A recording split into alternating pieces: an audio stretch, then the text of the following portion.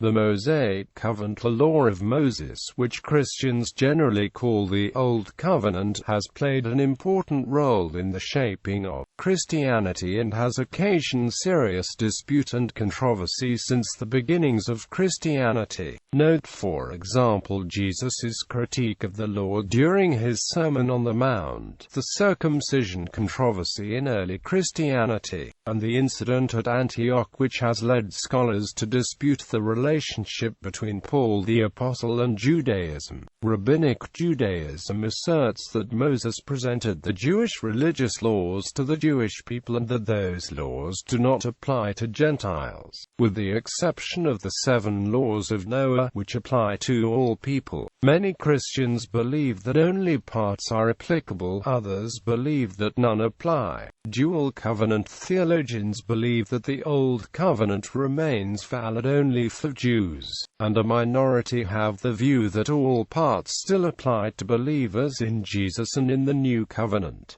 Distinct views. Catholic theologian Thomas Aquinas explained that there are 3 types of biblical precepts: moral, ceremonial, and judicial. He holds that moral precepts are permanent, having held even before the law was given, since they are part of the law of nature. Ceremonial precepts and judicial precepts came into existence only with the law of Moses and were only temporary. The ceremonial commands were ordained to the divine worship for the particular time and to the foreshadowing of Christ. Accordingly, upon the coming of Christ they ceased to bind, and to observe them now would, Aquinas thought, be equivalent to declaring falsely that Christ has not yet come, for Christians a mortal sin. However, while the judicial laws ceased to bind with the advent of Christ, it was not a mortal sin to enforce them. Aquinas says, if a sovereign were to order these judicial precepts to be observed in his kingdom, he would not sin. Quote,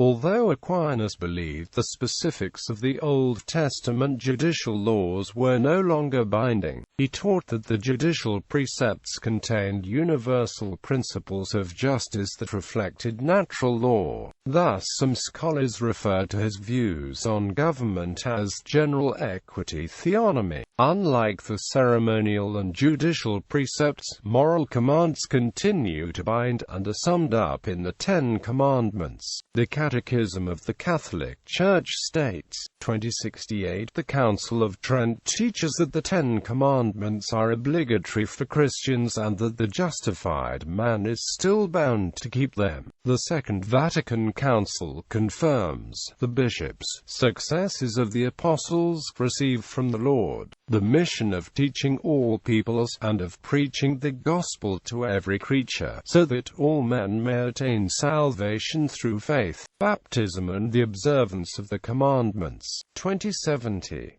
The 10 Commandments belong to God's revelation. At the same time they teach us the true humanity of man. They bring to light the essential duties, and therefore, indirectly, the fundamental rights inherent in the nature of the human person. The Decalogue contains a privileged expression of the natural law. For the beginning, God had implanted in the heart of man the precepts of the natural law. Then he was content to remind him of them. This was the Decalogue. 2072. Since they express man's fundamental duties towards God and towards his neighbor, the 10 Commandments reveal, in the primordial content, grave obligations.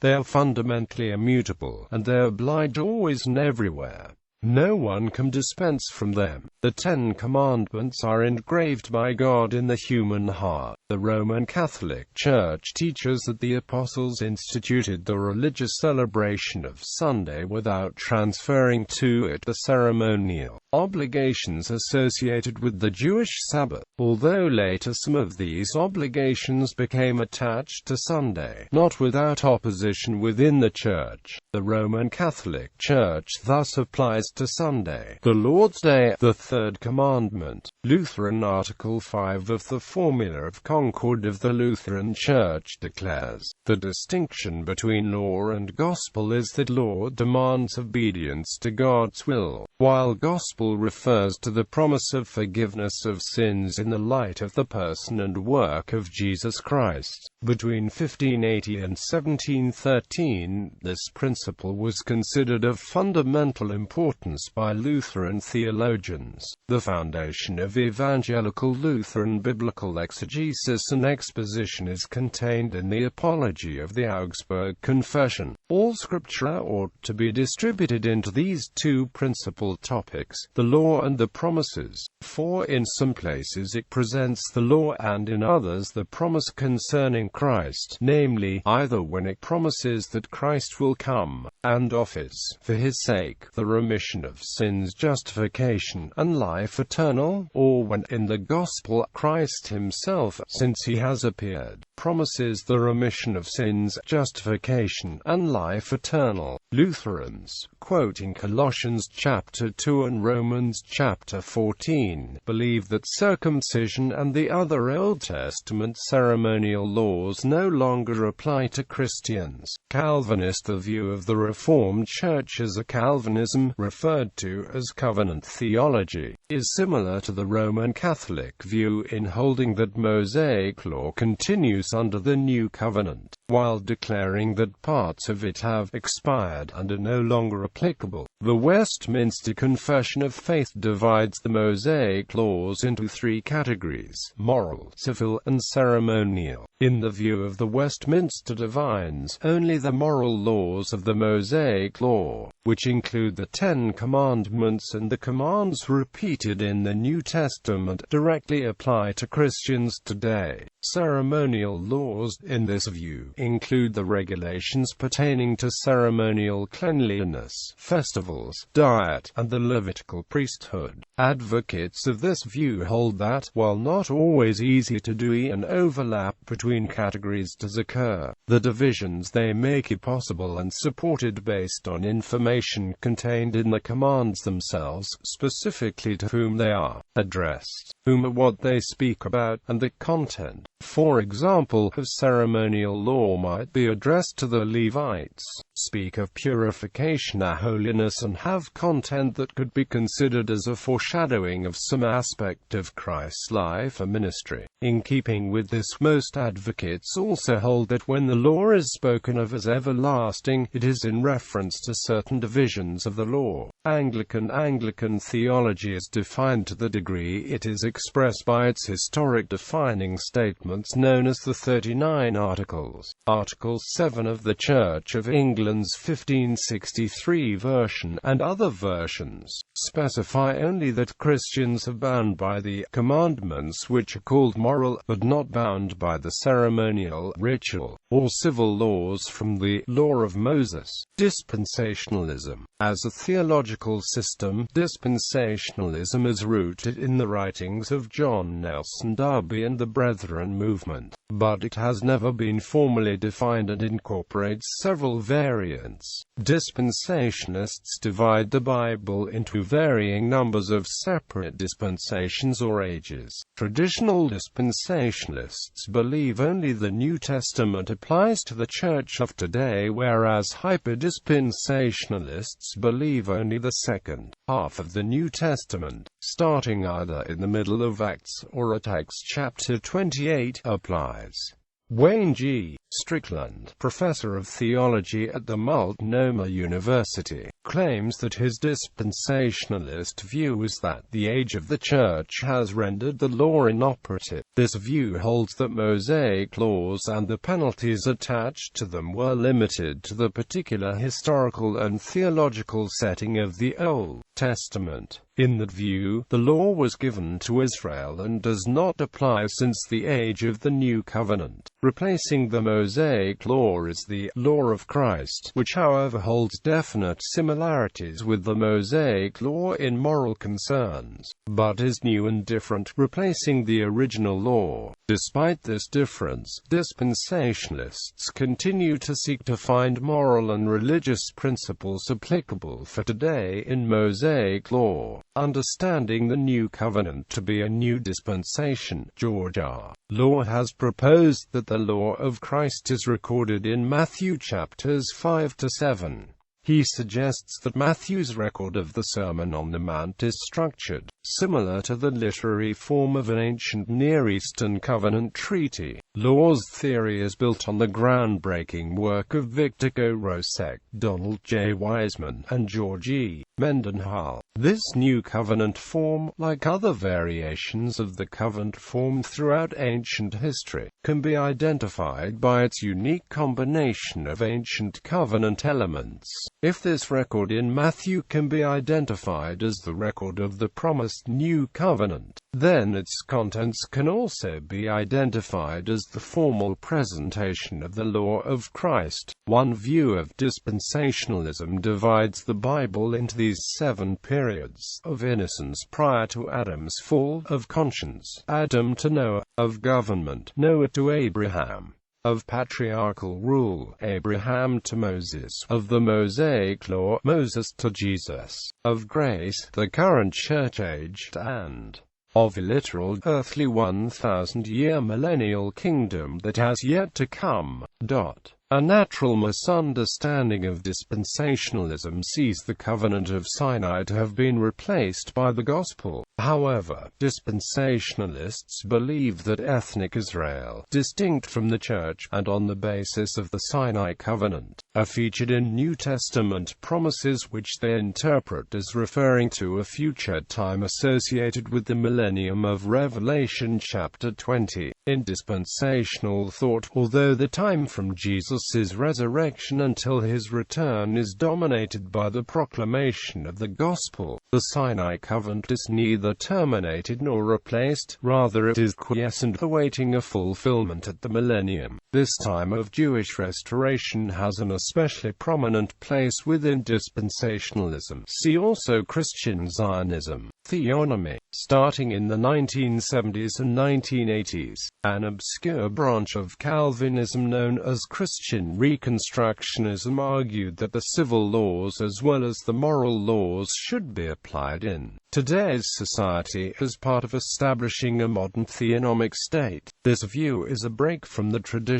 Reformed position, including that of John Calvin and the Puritans, which holds that the civil laws have been abrogated though they remain useful as guidance and revelation of God's character. Some theonomists go further and embrace the idea that the whole law continues to function, contending that the way in which Christians observe some commands has changed but not the content or meaning of the commands. For example, they would say that the ceremonial commands regarding Passover were looking forward to Christ's sacrificial death, and the communion mandate is looking back on it. The former is given to the Levitical priesthood and the latter is given to the priesthood of all believers, but both have the same content and meaning. New Covenant Theology. New Covenant Theology is a recently expressed Christian theological system on this issue that incorporates aspects of dispensationalism and covenant theology. NCT claims that all Old Covenant laws have been fulfilled by Christ and thus cancelled or abrogated in favor of the law of Christ, a new covenant law. This can be summarized as the ethical expectation found in the New Testament. Thus, NCT rejects antinomianism as they do not reject religious law, only the Old Covenant law. NCT is in contrast with other views on biblical law in that most other Christian churches do not believe the 10 Commandments and other divine laws of the Old Covenant have been cancelled. New Covenant theologians see the law of Christ, a New Testament law, as actually including many of the divine laws. Thus, even though all Old Covenant laws have been cancelled, many have still been renewed under the law of Christ. This is a conclusion similar to older Christian theological systems on on this issue, that some Old Covenant laws are still valid, but this understanding is reached in a different way. On the issue of the law, dispensationalism is most similar to NCT, but New Covenant theology may be still evolving a coherent system that will better distinguish itself from it. Richard Barcelos has criticized NCT for proposing that the Ten Commandments have been cancelled. Dual Covenant Theology. Dual Covenant theology is a liberal Christian view that holds that Jews may simply keep the law of Moses, because of the everlasting covenant between Abraham and God expressed in the Hebrew Bible, whereas Gentiles must convert to Christianity or alternatively accept the 7 laws of Noah. This view is in direct contrast with views generally known together as supersessionism and also the doctrines of extra ecclesiam nullus salus and solus Christus. Torah submission. Torah submissive Christians view Mosaic law as of continuing validity and applicability for Christians under the New Covenant. This view is based on the idea that Jesus, as the Son of God and Messiah, could not and did not change the standard of godly obedience, but rather affirmed both the weightier and lesser matters of Torah for those who have put their faith in him. There are both ethnically Jewish and Gentile Torah submissive Christians. Law-related passages with disputed interpretation. The Acts of the Apostles in the New Testament describes a conflict among the first Christians as to the necessity of following all the laws of the Torah to the letter. See also Council of Jerusalem and incident at Antioch.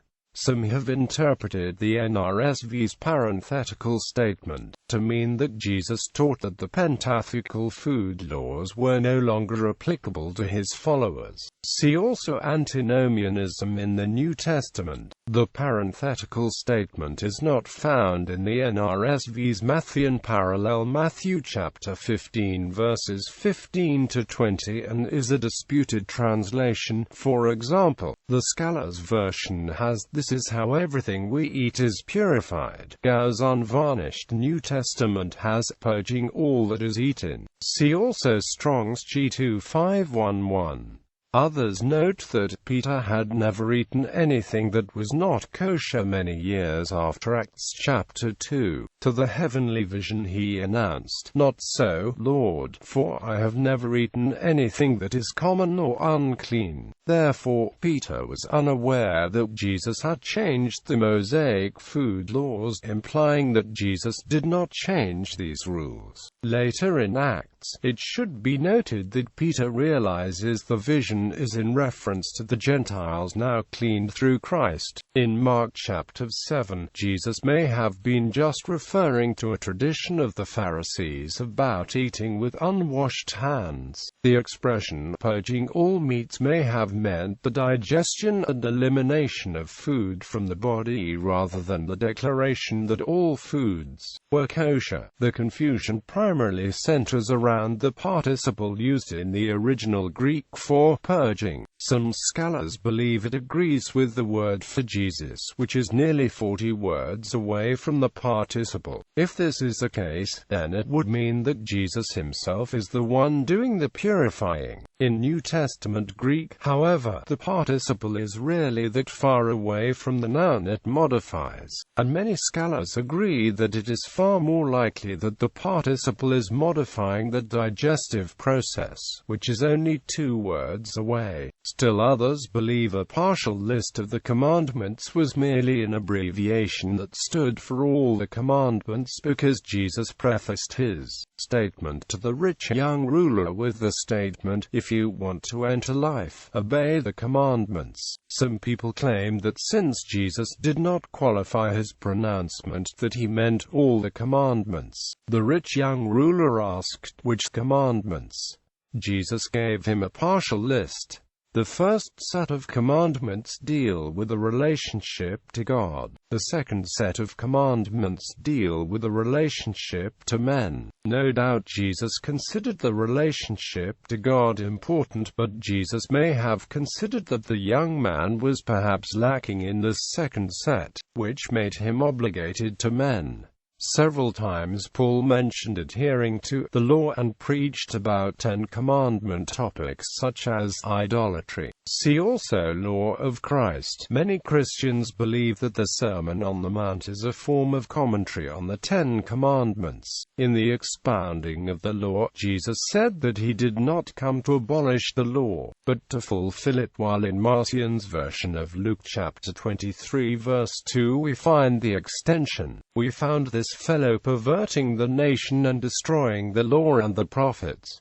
See also adherence to the law and antithesis of the law. History and background. Hellenism. The conquests of Alexander the Great in the late 4th century BC spread Greek culture and colonization over non-Greek lands, including Judea and Galilee, and gave rise to the Hellenistic age, which sought to create a common universal culture in the Alexandrian and Macedonian Empire based on that of 5th and 4th century BC Athens, along with a fusion of Near Eastern cultures. This synthesized Hellenistic culture had a profound impact on the customs and practices of Jews both in the land of Israel and in the diaspora. There was a cultural standoff between the Jewish and Greek cultures. The inroads into Judaism gave rise to Hellenistic Judaism in the Jewish diaspora, which attempted to establish the Hebraic Jewish religious tradition within the culture and language of Hellenism. The major literary product of the movement was the Septuagint, and major authors were Philo of Alexandria and Josephus. Some scholars consider Paul of Tarsus a Hellenist as well. See also Paul of Tarsus and Judaism. There was a general deterioration in relations between Hellenized Jews and religious Jews, leading the Seleucid king Antiochus IV Epiphanes to ban certain Jewish religious rites and traditions, his aim being to turn Jerusalem into a Greek polis, to be named Antiochia. Specifically, he decreed the death penalty for anyone who observed the Sabbath, practiced circumcision, rededicated the Jewish temple to Zeus, and forced Jews to eat pork. Consequently, the Orthodox Jews revolted against the Greek ruler, leading to the formation of an independent Jewish kingdom, known as the Hasmonean dynasty, which lasted from 165 BCE to 63 BCE.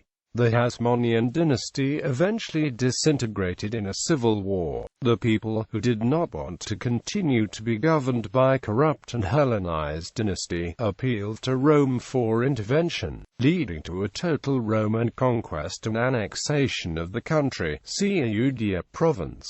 Nevertheless, the cultural issues remained unresolved. The main issue separating the Hellenistic and Orthodox Jews was the application of biblical laws in a Hellenistic culture. One issue was circumcision, which was repulsive to a Greek mind. Some theorize that the early Christians came largely from the group of Hellenized Jews who were less attached to Jewish rituals, philosophies and practices. See also Anti-Judaism, Paul the Apostle and Biblical Law. Some scholars see Paul the Apostle as completely in line with 1st century Judaism. Others see him as opposed to 1st century Judaism, while still others see him as somewhere in between these two extremes, opposed to ritual laws such as circumcision but in full agreement on divine law. These views of Paul are paralleled by the views of biblical law in Christianity. See also expounding of the law versus antithesis of the law in Christianity in the 1st century. Council of Jerusalem. The Council of Jerusalem of about 50 AD was the first meeting in early Christianity called upon to consider the application of Mosaic law to the new community. Specifically, it had to consider whether new Gentile converts to Christianity were obligated to undergo circumcision for full membership in the Christian community. But it was conscious that the issue had wider implications, since circumcision circumcision is the everlasting sign of the Abrahamic covenant. Modern differences over the interpretation of this come from the understanding of the use of the word law in Paul's writings as referring only to Mosaic law, but in first-century Hebrew understanding had multiple meanings which also included Jewish and Roman civil laws. At the time, the Christian community would have considered itself a part of the wider Jewish community, with most of the leaders of the church being Jewish or Jewish proselytes. The decision of the council came to be called the Apostolic Decree and was that most Mosaic law, including the requirement for circumcision of males, was not obligatory for Gentile converts, possibly in order to make it easier for them to join the movement. However, the council did retain the prohibitions against eating meat containing blood, or meat of animals not properly slain, and against fornication and idol worship. Some scholars claim that fornication is an incorrect translation of the biblical Greek. Beginning with Augustine of Hippo, many have seen a connection to Noahide law, while some modern scholars reject the connection to Noahide law and instead see Love 17:18 as the basis. See also Old Testament law applicable to converts and Leviticus chapter 18, noted in Acts chapter 15 verses 19 to 21. James tells the Jewish believers to understand his reasoning for writing letters to Gentile believers when he says, "For Moses has been preached in every city from the earliest times and is read in the synagogues on every Sabbath," knowing the new converts would have to attend a synagogue in order to learn the history of Israel and the church. James set the Gentile believers up with a beginning attitude of precaution towards those who would preach Moses' law as a requirement for Gentile believers. The Apostolic Decree may be a major act of differentiation of the Church from its Jewish roots, the first being the rejection of Jesus. Although the outcome is not inconsistent with the Jewish view on the applicability of Mosaic law to non-Jews, the decree created a category of persons who were members of the Christian community who were not considered to be full converts by the wider Jewish community. In the wider Jewish community, these partial converts were welcomed, but they as Gentiles were excluded from the temple proper and certain rituals. This created problems, especially when the Christian community had become dominated by former Gentiles with less understanding of the reasons for the dispute. Marcion, in the middle of the 2nd century, Bishop Marcion proposed rejecting the entire Jewish Bible. Indeed, he considered the God portrayed there to be a lesser deity, a demiurge. His position, however, was strongly rejected by proto-Orthodox Christianity, notably Tertullian and Irenaeus. The terms Old Testament and New Testament are traditionally ascribed to Tertullian, but some scholars instead propose Marcion as the source, while other scholars propose that Melito of Sardis coined the phrase Old Testament. Yohannes Agricola in 1525. Yohannes Agricola advanced the doctrine that the law was no longer needed by regenerate Christians. This position, however, was strongly rejected by Luther and in the Formula of Concord as antinomianism. Leo Tolstoy. In 1894, Leo Tolstoy published The Kingdom of God is Within You, in which he advanced the doctrine that Jesus' Sermon on the Mount, including its antithesis of the law, was the true message of Jesus. Although Tolstoy never actually used the term Christian anarchism, reviews of his book appear to have coined the term.